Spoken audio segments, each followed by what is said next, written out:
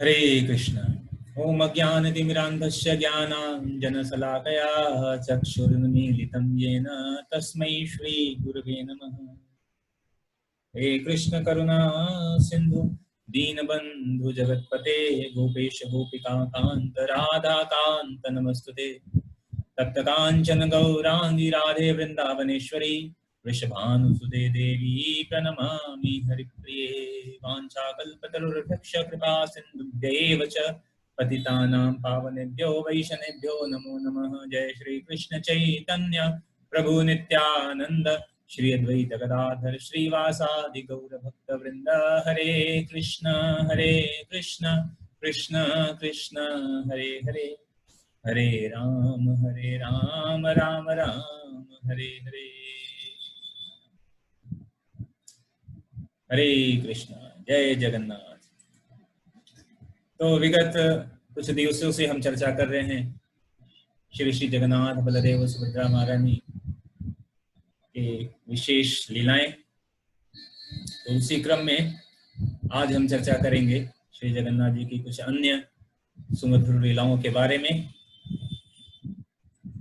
तो आज हम चर्चा करेंगे जगन्नाथ जी की एक बहुत ही प्रसिद्ध लीला है कि किस प्रकार भगवान अपने भक्तों के द्वारा, जब भगवान के भक्त बहुत ही भक्तिमय डिवोशन के साथ भगवान के लिए कुछ गाते हैं, कुछ कीर्तन करते हैं, तो भगवान किस प्रकार भगवान आनंदित होते हैं, इसका प्रमाण है यह लीला। तो ऐसे भगवान जगन्नाथ को जो एक गीत गोविंद जयदेव गोस्वामी के द्वारा रचित जो गीत गोविंद है वह बहुत ही प्रिय है। तो एक समय की बात है कि जगन्नाथपुरी में एक छोटे से गांव में एक परिवार रहा करता था और उनका काम क्या था कि भगवान जगन्नाथ का जो बगीचा था, तो उस बगीचे का वो माली का काम करते थे वहां पर। तो उस माली की एक पुत्री थी जिसका नाम था पद्मा, और जो पद्मा थी वह गाने में बहुत ही प्रवीण कुशल थी, बहुत सुंदर गाती थी। तो एक दिन की बात है कि जो माली की बेटी पद्मा थी वह जो है कुछ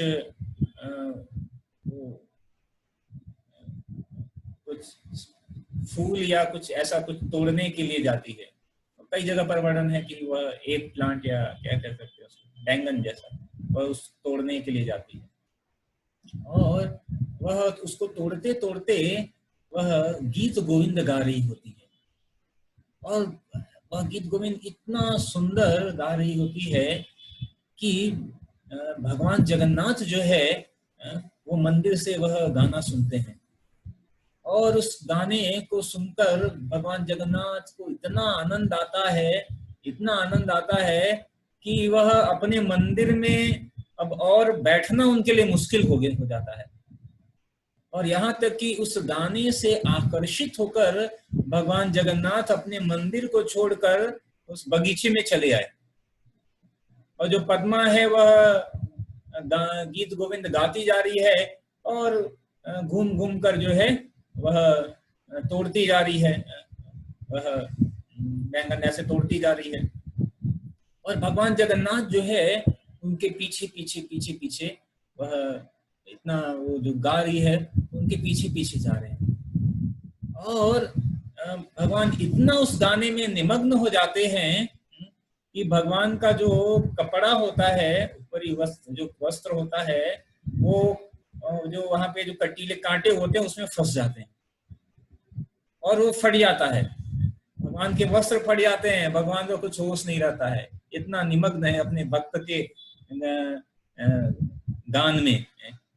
और यहाँ तक कि भगवान का जो ऊपरी वस्त्र है वह भी नीचे गिर जाता है, लेकिन भगवान को कुछ होश नहीं रहता है।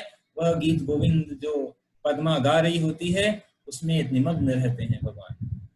और इधर पद्मा जो है उसका जो टोकरी भर जाता है, तो वो क्या होती है फिर वो बगीचे को छोड़ के चली जाती है। तो जब वो चली जाती है तो भगवान जगन्नाथ जो है बहुत संतुष्ट होते हैं कि आज तो बहुत सुंदर गाना सुनने को मिला, बहुत सुंदर।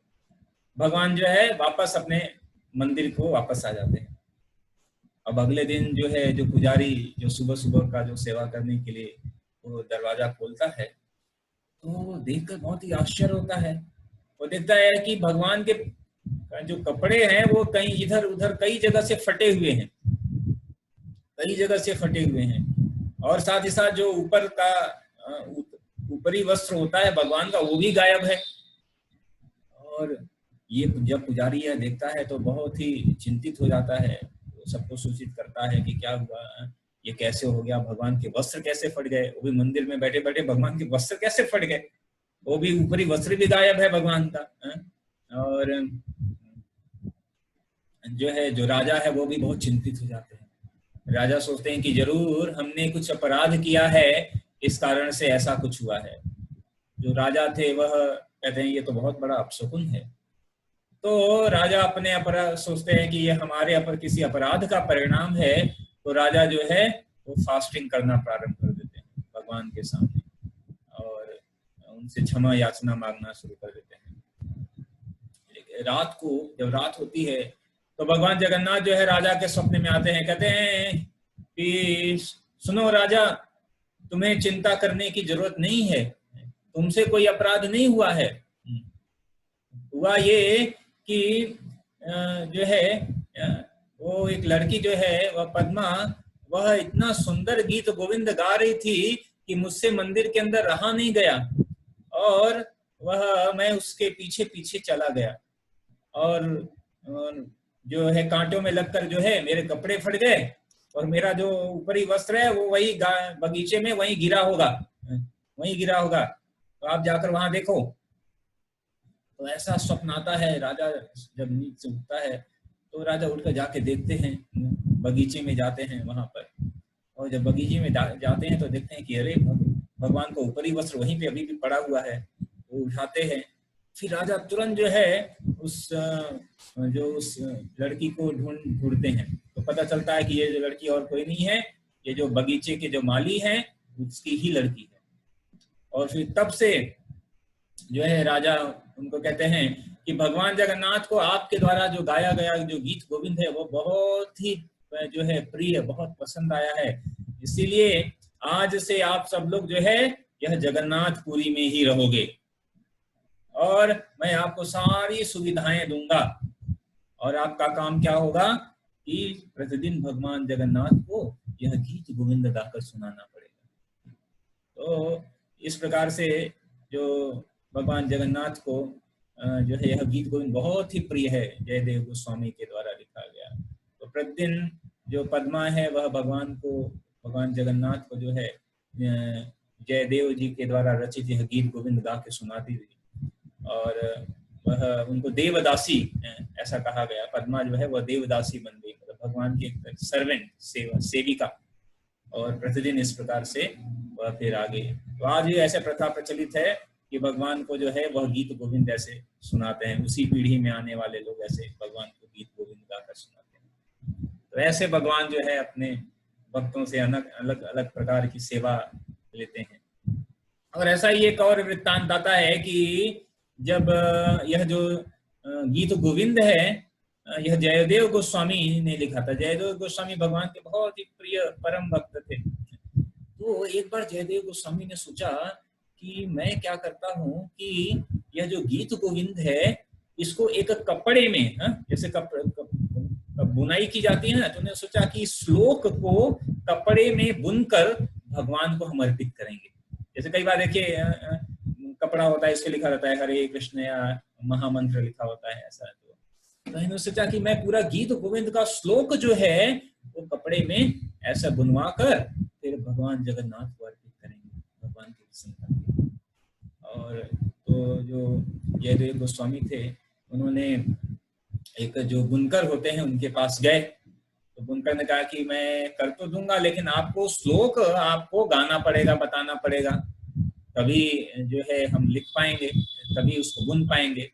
तो जयदेव गोस्वामी ने कहा कि ठीक है, आप बुनना शुरू करो, मैं यहीं बैठकर श्लोक गाऊंगा और आप जो मैं गाऊंगा उसको आप धीरे धीरे बुन देना। तो हुआ कि ठीक है, हम ऐसा करेंगे। तो बुनकर जो है वो अपना कार्य प्रारंभ किया और इधर जयदेव गोस्वामी गीत गोविंद को गाना प्रारंभ किया।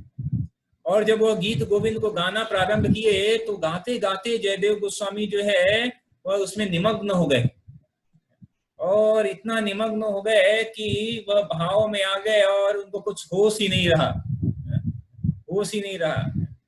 ऐसी स्थिति हो गई। अब उनको होश नहीं रहा तो इधर जो बुनकर है वो अपना कार्य बंद कर दिया। अरे भी अब आगे का कोई श्लोक, जब श्लोक बोलेंगे श्लोक तब तो बुनेंगे। और इधर जयदेव गोस्वामी अचेत अवस्था में ऐसे पड़े हुए हैं, भाव में है। तो तभी थोड़ी देर के बाद वहां पर एक व्यक्ति आया और उसने कहा कि जो है आप जो है कार्य प्रारंभ करिए, मैं जो है जयदेव गोस्वामी का भाई हूँ, ठीक है, मैं जयदेव गोस्वामी का भाई हूँ और मैं गीत गोविंद गाता हूँ, आप कार्य प्रारंभ कर दो। और उस साधु ने वह जो है गीत गोविंद गाना प्रारंभ किया और जो बुनकर था उसने फिर से अपना काम शुरू कर दिया भाई, जब सुनाई पड़ा। और इस तरह वो उसने वो साधु जो है वो गाता रहा और बुनकर जो है बुनता रहा। और काफी देर बुनने के बाद कुछ समय के पश्चात जो है जब वो साधु चला गया तो इधर जयदेव गोस्वामी जो थे उनको होश आया। और जब होश आया तो उन्होंने कहा कि अरे मैं तो क्षमा चाहता हूँ कि मैं दोबारा मैं फिर से श्लोक बोलता हूँ, आप जो है बुनना प्रारंभ करिए। तो उसने कहा नहीं, इसमें अब चिंता की बात नहीं है, आपके बड़े भाई आए थे और उन्होंने गीत गोविंद जो है गाया और मैंने बुन दिया है। तो उन्होंने कहा दिखाया, ये देखिए। तो जयदेव गोस्वामी कहे कि अरे ये कैसे संभव है, कहे कि मेरा तो कोई भाई ही नहीं है, और जहां तक बात है गीत गोविंद की तो मुझे गीत गोविंद पता है, उस समय रिटर्न जैसा तो कुछ था नहीं। और कहा कि पद्मा को पता है, पद्मावती को, बस इन दो लोगों को गीत गोविंद पता है और किसी को तो गीत गोविंद पूरी श्लोक याद नहीं है। और तब फिर जयदेव गोस्वामी को याद आया कि हाँ, गीत गोविंद एक और व्यक्ति को पता है, और वो कौन है? स्वयं जगन्नाथ। क्योंकि जो रोज रोज जगन्नाथ जी भी सुनते हैं तो उन्होंने भी गीत गोविंद याद कर लिया था भक्तों का। तो वास्तविक रूप में जगन्नाथ जी ही जो है उनके बड़े भाई के रूप में आते हैं और अपने भक्त का जो कार्य है या सेवा एक तरह से वह करते हैं। तो इस प्रकार जो है जगन्नाथ जी अपने भक्तों के साथ अनेक सुमधुर लीलाएं करते हैं। इसी तरह एक और प्रकरण है, जैसे कल मैंने सुनाया था कि लक्ष्मी जी का, वैसा ही एक और लक्ष्मी जी के साथ भगवान का बहुत ही सुंदर लीला है जिसे कहते हैं रसगुल्ला पास टाइम्स। रसगुल्ला पास टाइम्स, तो रसगुल्ला पास टाइम्स क्या है? ये रसगुल्ला पास टाइम ये ऐसे बहुत कहा जाता है, ये कब से है? कहते हैं जब से श्री मंदिर है, जगन्नाथ मंदिर है, तब से यह पास टाइम्स या रसगुल्ला का या एक सेरेमनी होता है जहाँ लक्ष्मी जी रूठ जाती हैं और भगवान उनको मनाते हैं। तो ऐसा बहुत ही सुंदर यह पास टाइम्स है। और कहते हैं कि यह पास टाइम्स कब होता है? ये जो अनावश्य का जो समय होता है, जब भगवान ये स्नान करते हैं और उसके बाद जब भगवान बीमार पड़ते हैं, तो 14 दिन तक भगवान बीमार पड़ते हैं ना, जैसे भगवान अभी बीमार हैं। तो जब भगवान बीमार पड़ते हैं तो जो लक्ष्मी जी हैं वो भगवान की बहुत सेवा करती हैं। वे बीमार हैं, पतिदेव मेरे स्वामी बीमार हैं, तो लक्ष्मी जी क्या करते हैं? पूर्ण रूप से समर्पित हो जाती हैं अपने बीमार पति की सेवा करने के लिए। और इसलिए 14 दिन तक जो है लक्ष्मी जी ठीक से सोती नहीं है भगवान की सेवा करने के लिए। और इस तरह बहुत, तो 14 दिन तक लगातार भगवान की सेवा करने के कारण लक्ष्मी जी जो है थोड़ा थक जाती हैं। अभी भगवान 14 दिन के बाद तो फिर ठीक हो जाते हैं, फिर रथ यात्रा में जाते हैं और रथ यात्रा महोत्सव होता है, गुंडी यात्रा होता है। तो ये सब होने के बाद लक्ष्मी जी जो है थोड़ा थक जाती हैं, तो लक्ष्मी जी सोने चली जाती हैं। इतना दिन तक जो है परिश्रम किया था। तो जब जैसे ही लक्ष्मी जी थोड़ी सी सोती हैं, तो जगन्नाथ जी क्या करते हैं, देखते हैं कि लक्ष्मी जी सो गई हैं। तो जगन्नाथ जी और लक्ष्मी जी का ऐसे होता है ना, जैसे जैसे नया जब जोड़ा आता है विवाह के बाद तो वो बांधते हैं, पति और पत्नी का कपड़ा आपस में एक दूसरे से गांठ ऐसा बांधते हैं। तो जगन्नाथ जी ने क्या किया, वो जो कपड़ा था जो लक्ष्मी जी से बंधा हुआ था उसको खोला और चुपके से जगन्नाथ जी जो है वहां से निकल जाते हैं। और कहाँ जाते हैं? गुंडीचा मंदिर। और कहते हैं कि यह घटना कब होती है? रथ यात्रा समाप्त होने के बाद रथ यात्रा के दूसरे दिन यह घटना घटती है कि भगवान जो है वो फिर गुंडीचा मंदिर चले जाते हैं, लक्ष्मी जी को सोता हुआ छोड़ते हैं। अभी कुछ दिनों के बाद जब लक्ष्मी जी जगती हैं तो देखती हैं कि अरे जगन्नाथ जी गायब है, कहीं दिख नहीं रहे जगन्नाथ जी। तो लक्ष्मी जी पूछती हैं, वहां पे जो जगन्नाथ जी के सेवक हैं उनसे पूछती हैं कि जगन्नाथ जी कहाँ गए? तो उनके सेवक बताते हैं कि वो तो अपने जो है मौसी के यहाँ गए हैं, अपने मौसी से मिलने गए। अब लक्ष्मी जी ने ये सुना और सुनकर जो है वो बहुत क्रोधित हुई और बहुत क्रोध में आकर वो जगन्नाथ मंदिर का जो स्टोर हाउस होता है जगन्नाथ मंदिर का, उस स्टोर हाउस में जाकर बैठ जाती हैं और बहुत ही क्रोधित अवस्था में रहती हैं और कुछ भी खाने पीने से मना कर देती हैं। कुछ भी जो बहुत अनेक प्रकार के जो 56 व्यंजन हैं वो सब नहीं खाती हैं। कहती हैं कि अभी मैं केवल जो है वो दालू राइस होता है एक, और एक कलम्ब साग, जो कहते हैं कि जो बहुत गरीब होता है ना वो लोग खाते हैं ये। तो कहते हैं वो केवल राइस और साग खाते हैं। कहते हैं अभी मैं कुछ सब ऑपुलेंट जितना ऐश्वर्य से युक्त ये सब छोड़ दूंगी और क्रोध में आकर बस वही रूखा सूखा खाना प्रारंभ कर देती है और बहुत क्रोधित होती हैं। और इसी क्रोध में फिर लक्ष्मी जी वहीं जो जगन्नाथ मंदिर में बिमला देवी हैं, बिमला देवी के पास जाती हैं और बिमला देवी के पास जाकर शिकायत करती हैं और शिकायत करती हैं कि आप देखिए, आप तो जो है उम्र में बहुत बड़ी हैं बिमला देवी, आप देखिए ये जो जगन्नाथ जी हैं ये कितने गलत कार्य करते हैं, बहुत अनेक प्रकार के अनुचित कार्य करते हैं। और वो और उनकी जो बहन है, ऐसे शिकायत करते हैं लोग घर में तो अपनी ननद की शिकायत कर रही है लक्ष्मी जी, अपनी ननद सुभद्रा महारानी की। तो कहते हैं कि वो जगन्नाथ जी और उनकी जो बहन है ना, वो दोनों ऐसे बिना बताए मेरे को घूमने निकल गए और मैं सो रही थी, मेरे को ऐसे सोता छोड़ के चले गए, कुछ बताया नहीं। एटलीस्ट कम से कम मैं उनकी पत्नी हूं तो मेरा कम से कम इतना तो अधिकार है कि कहीं जाए तो मेरे को बताकर जाए कि मैं कहाँ जा रहा हूँ। और देखो मैं सो रही थी और मेरे को सोता छोड़कर बिना बताए वो और उनकी बहन जो है वो निकल गए, घूमने के लिए निकल गए। और ऐसा वो शिकायत करने लगी बिमला देवी से। तो बिमला देवी कहती हैं कि हाँ भाई ये बात सही है। कहते हैं तो बिमला देवी कहती हैं कि देखो, जब जो पति जो है अपना जो बुद्धिमानी, अपना बुद्धि खो देता है ना, तब वो इस तरह के कार्य करता है। और तो हमें क्या करना चाहिए, हमें उनकी बुद्धि को ठिकाने लगाना चाहिए। जब पति ऐसा कार्य करता है तो हमें उसकी बुद्धि को ठिकाने लगाना चाहिए, तो उसके लिए हमें ना कुछ जरूरी कार्य करना चाहिए। और तो बिमला देवी कहती है कि ठीक है, मैं तुमको क्या करती हूँ, एक जो है जादुई जो है तो पाउडर देती हूँ, चूर्ण देती हूँ, ऐसा कुछ राख, तो एक मैजिक पाउडर देती हूँ। और कहती हैं बिमला देवी कहती हैं लक्ष्मी जी को कि ये लो एक जादुई पाउडर है और इसको लेकर जाओ और जहां तुम्हारे पति जी हैं, पतिदेव हैं, वहां पर जाओ इस जादुई पाउडर को लेकर। तो फिर तुम्हारे पति जो है तुम्हारे वश में हो जाएंगे और वापस आ जाएंगे। ऐसा जादुई पाउडर देती है विमला देवी लक्ष्मी जी को।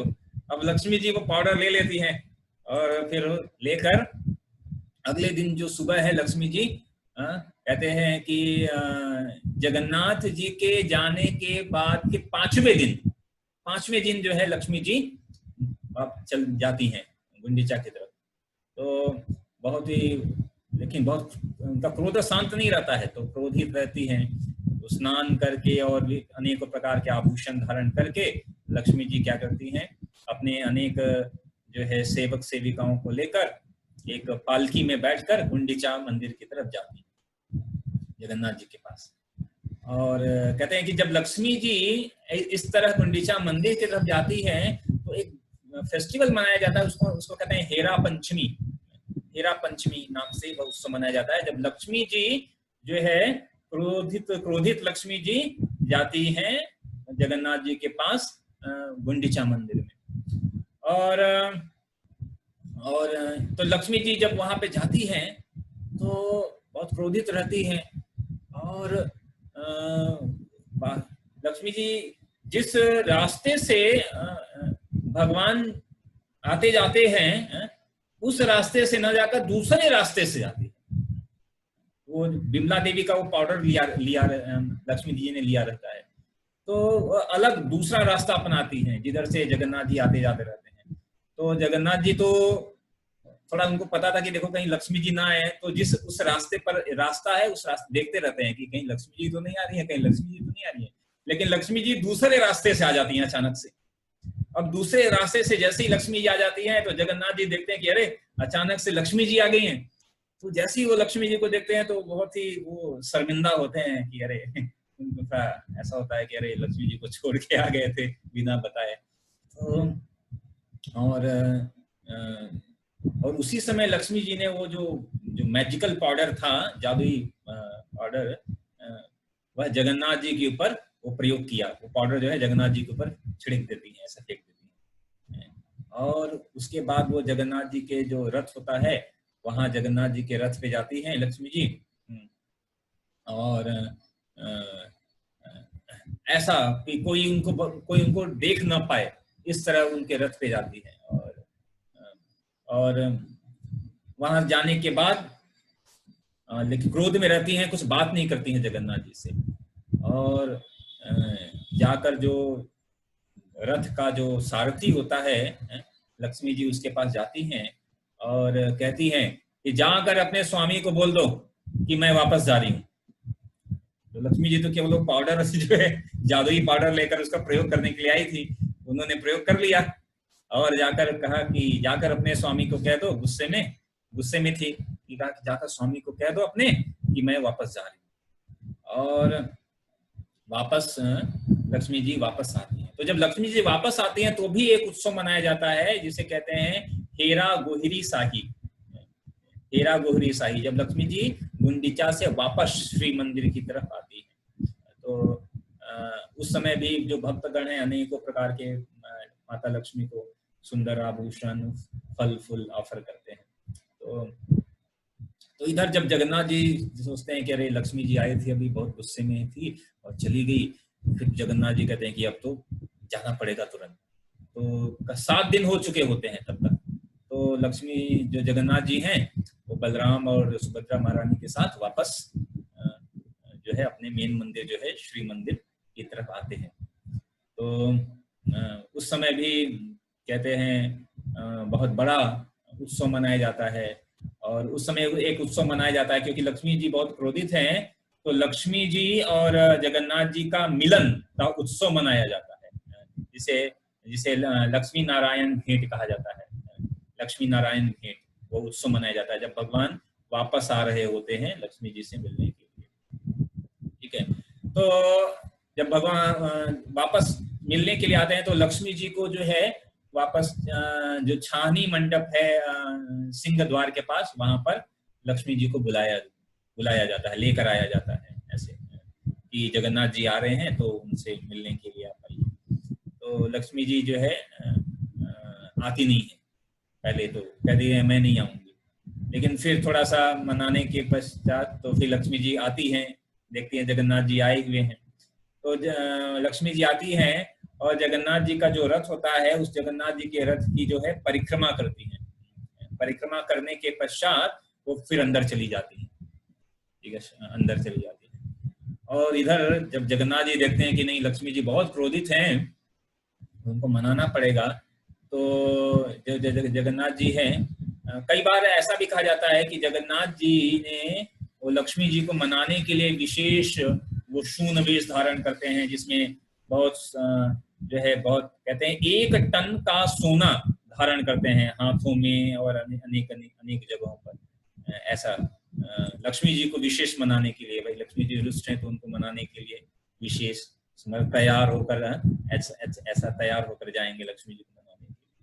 तो फिर जो है पहले जो है जगन्नाथ बलदेव सुभद्रा तीनों लोग रहते हैं, तो पहले बलराम जी जो जाते हैं अंदर, और फिर सुभद्रा महारानी जाते हैं, तो बलराम जी चले जाते हैं, सुभद्रा महारानी चले जाते हैं।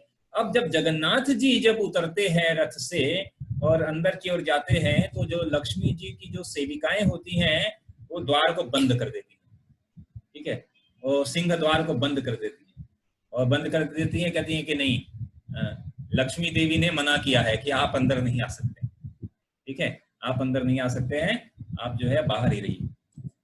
अब जगन्नाथ जी बहुत सोचते हैं अभी क्या किया जाए, लक्ष्मी जी बहुत क्रोधित हैं, तो जो जगन्नाथ जी के जो सेवक होते हैं तो वो आगे आते हैं, कहते हैं कि भाई हमारे स्वामी, तो जगन्नाथ जी के सेवक और लक्ष्मी जी की सेविकाएं उन दोनों में आपस में बातचीत होती रहती है, मनाने का एक मीटिंग चलता रहता है ऐसा।